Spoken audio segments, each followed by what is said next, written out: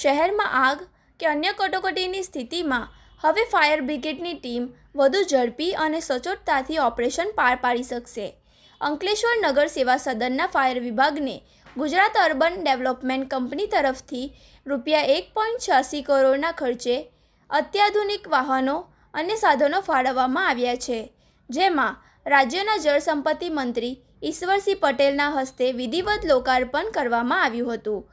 લોકાર્પણ પ્રસંગે સંબોધન કરતા મંત્રી ઈશ્વરસિંહ પટેલે જણાવ્યું હતું કે આધુનિક સાધનોના સમાવેશથી નગર સેવા સદનની આપત્તિ વ્યવસ્થાપનની કામગીરી વધુ ઝડપી, સુરક્ષિત અને અસરકારક બનશે. આનાથી સ્થાનિક નાગરિકોને મુશ્કેલીના સમયે વધુ સારી અને ત્વરિત સેવાઓ પૂરી પાડી શકાય. આ કાર્યક્રમમાં નગરપાલિકાના પ્રમુખ જિગ્નેશ અંડારિયા, ચીફ ઓફિસર કેશવ કોલાડિયા સહિત સ્થાનિક નગરસેવકો, સરકારી અધિકારીઓ અને કર્મચારીઓ મોટી સંખ્યામાં હાજર રહ્યા હતા. કાર્યક્રમના અંતે ઉપસ્થિત મહાનુભાવોએ નવા વાહનો અને સાધનોને લીલી ઝંડી બતાવીને પ્રસ્થાન કરાવ્યું હતું.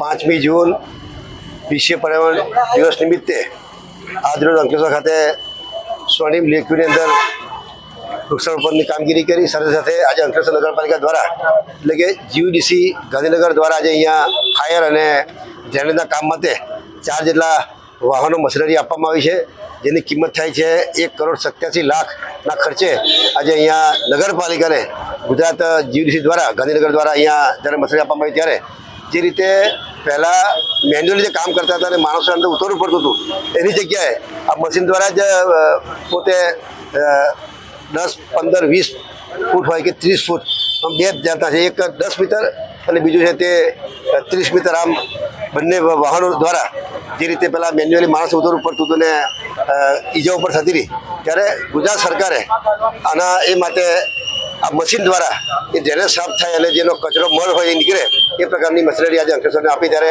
અંકલેશ્વર શહેરની અંદર પણ એક સારી કામગીરી થઈ રહી, ત્યારે તમામ લોકોને અભિનંદન પાઠવું છું. આપ સૌનો આભાર.